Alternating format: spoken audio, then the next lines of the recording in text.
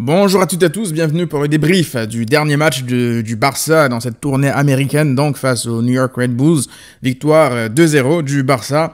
Alors, ce match, je pense qu'on peut d'ores et déjà dire que c'était loin d'être un match amical, du moins pour les joueurs de New York, et j'ai envie de dire, quelque part, tant mieux, même si je trouve que voilà, ils ont quand même un peu abusé de l'excès d'engagement parce que terminer un match amical à 10 contre 11 en prenant un carton rouge, pour moi, voilà, c'est un peu trop. Même si, à titre personnel, pour le Barça, je ne m'en plains pas. Pourquoi? Parce qu'on a besoin de ça. On a besoin de sentir l'intensité d'une compétition, tout simplement, pour se mettre tout de suite comme ça dans le bain, parce que la Liga, elle reprend le 15 août, il me semble. Voilà, donc les choses sérieuses reprennent, ça arrive bientôt, donc il faut que les joueurs se mettent dans cet état d'esprit-là.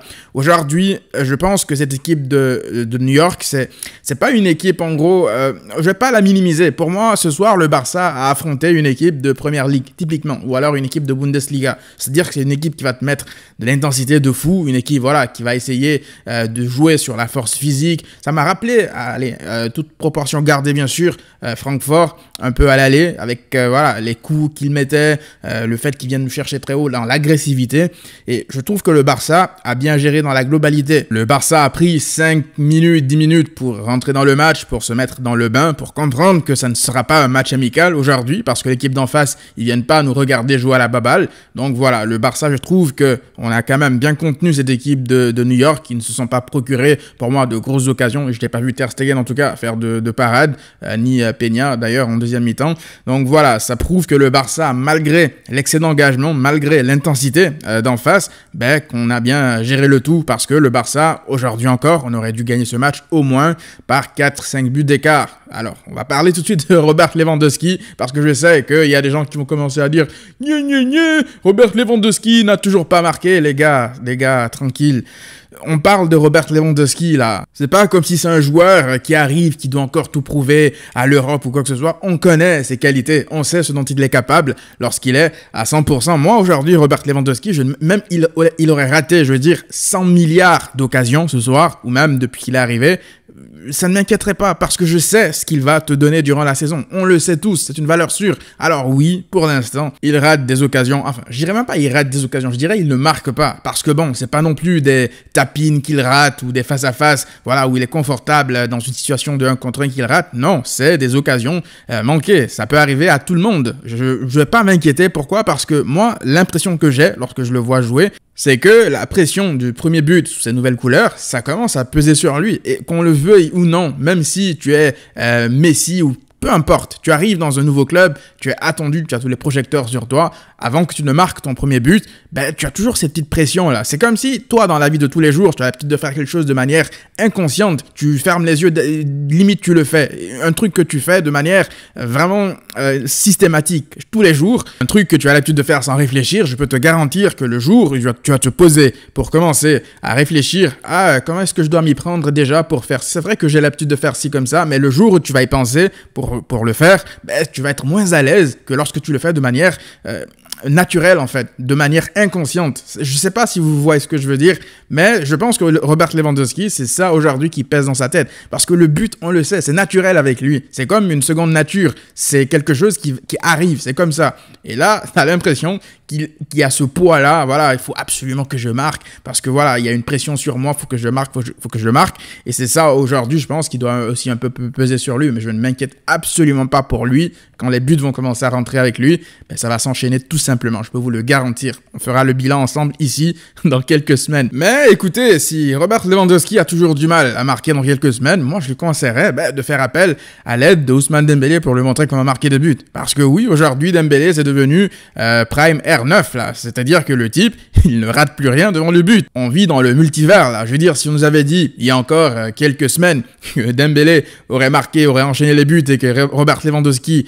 a toujours du mal à marquer son premier but avec le Barça, je pense qu'on aurait appelé l'hôpital psychiatrique pour cette personne-là, parce que je pense que dans aucun monde, personne n'aurait pu imaginer ça. Bref, aujourd'hui, on parlait justement de la connexion, de la concurrence entre Dembélé et Rafinha. Ce soir, ils ont joué ensemble et les deux ont brillé. Passe de Rafinha pour Dembélé, comme quoi ça ne sert à rien encore une fois de monter des clans pro Dembélé, pro Rafinha. Les deux jouent pour le Barça, les deux célèbrent un but ensemble. Un est à l'origine, l'autre est à la conclusion. D'ailleurs, ce but du Barça était quand même assez bien construit collectivement. C'est Eric Garcia. Faut en parler, Eric Garcia, qui fait globalement une bonne pré-saison. Je trouve que voilà, c'est un joueur de rotation qui fera du bien. C'est pas un joueur qui va s'imposer dans le 11 titulaire, mais voilà, dans certains petits matchs de Liga, il fera du bien. Donc récupération haute de Garcia, et derrière ça s'enchaîne Dembélé qui redescend le ballon, etc. Je trouve que voilà, ça s'emboîte bien tous ensemble comme ça, et derrière Rafinha qui trouve Dembélé avec une passe cachée comme ça. Franchement, ça, je pense qu'on risque de voir ces combinaisons-là, s'ils jouent ensemble en tout cas, pas mal de fois cette saison. Frenkie de Jong aussi, qui fait un bon match, titulaire pour la première fois au milieu. Donc c'est les gens qui pensaient que le fait que Xavi ne fasse pas jouer Frenkie au milieu, c'est un signe qu'il lui envoie pour le faire partir. Je pense qu'on peut arrêter de cette théorie-là. Je pense que voilà, tout le monde a eu sa chance au milieu. Faut rappeler aussi que Frenkie est revenu un peu plus tard pour la pré-saison. Donc voilà, il y a eu des absents aussi en défense. C'est pourquoi je pense qu'on l'a vu de manière aussi régulière en défense centrale. Quand tout le monde sera là, je pense qu'il aura plus un rôle au milieu, s'il reste en tout cas, qu'en défense. Voilà, un joueur, pour moi, c'est une valeur sûre, s'il reste en tout cas. C'est un joueur qui peut jouer en défense comme libéraux, au milieu. Voilà, c'est une valeur sûre, donc rien à signaler de son côté. Maintenant, les choses que je n'ai pas aimées dans ce match, elles sont quand même, je dirais pas nombreuses, mais elles existent. Donc on va commencer par quoi? On va commencer par, d'abord, Jordi Alba. J'ai vraiment pas aimé son match, surtout quand tu fais le parallèle avec l'entrée de Alejandro Balde. Aujourd'hui, Balde, pour moi, on parle de Marcos Alonso et tout, je l'avais dit dans une vidéo précédente, pour moi, avoir Balde en backup, mais je signe tous les jours. C'est même à se demander aujourd'hui si il est pas meilleur que Alba. Oui, je sais, je vous mets des photos de Alphonso Davies parce que pour moi, c'est une sorte de joueur qui peut devenir le potentiel nouveau Alphonso Davies, s'il est bien géré en tout cas. C'est trop tôt, bien sûr, pour se projeter comme ça, mais dans le style de jeu, dans la conduite de balle, t'as vraiment l'impression que c'est lui, plus jeune, en gros, qui joue ce soir. Donc je pense que durant cette pré-saison, il aura marqué des points aux yeux de Xavi, assez pour rester dans le groupe pour la saison à venir, je ne sais pas, mais une chose est sûre, il aura marqué des points. Donc j'ai hâte de voir qu'est-ce que Xavi fera de lui. C'est impossible que Xavi n'ait pas relevé les bons matchs, les bonnes entrées de Alejandro Balde durant cette pré-saison. L'autre côté, l'entrée de Piqué, je pense que ça y est, faut arrêter Piqué, faut prendre sa retraite, quoi. Maintenant, bien sûr que peut-être qu'il va faire du bien durant la saison dans certains petits matchs, mais le fait de ne dégager aucune sérénité face à des joueurs de MLS comme ça, des dégagements de ballon en corner, des replis défensifs qui rassurent pas, ça me fait peur à titre personnel dans des matchs à haute intensité face à des joueurs tels que Mbappé qui sont vifs, agiles, etc. Il va se faire mélanger comme jamais. Dernière chose que j'ai pas beaucoup apprécié avec ce Barça-là, c'est que devant, après ça, je peux atténuer ça. En gros, je parle de quoi? Je parle du fait d'être brouillon devant. C'est-à-dire que on tergiverse vraiment beaucoup trop dans le dernier tiers du terrain. T'as l'impression qu'on fait bien les choses, qu'on se rapproche de la surface de réparation, parce qu'il faut voir le nombre de situations et le nombre d'occasions que le Barça se procure dans les matchs depuis le début de cette pré-saison. Alors, il n'y a que contre Miami qu'on a vraiment concrétisé quasiment toutes nos occasions, on s'est trouvé assez facilement, mais ces derniers temps, t'as l'impression qu'on a besoin de vraiment beaucoup trop d'occasions pour marquer certains buts. Maintenant, comme je l'ai dit tout à l'heure, c'est une nouvelle attaque, ça atténue la chose. Ce ne sont pas des joueurs qui jouent ensemble depuis des années et qui ont leurs automatismes, donc voilà, ça peut se comprendre que la dernière passe soit pas dans le bon tempo, que voilà, c'est pas le bon appel qui est déclenché au bon moment, qui est servi au bon moment, tout ça. Donc ce sont des détails qui font que. Donc moi, je ne m'inquiète pas pour ça, mais c'est vrai que ça frustre un peu, parce que ce soir aussi, le Barça aurait dû terminer avec une goleada. On gagne 2-0, c'est bon signe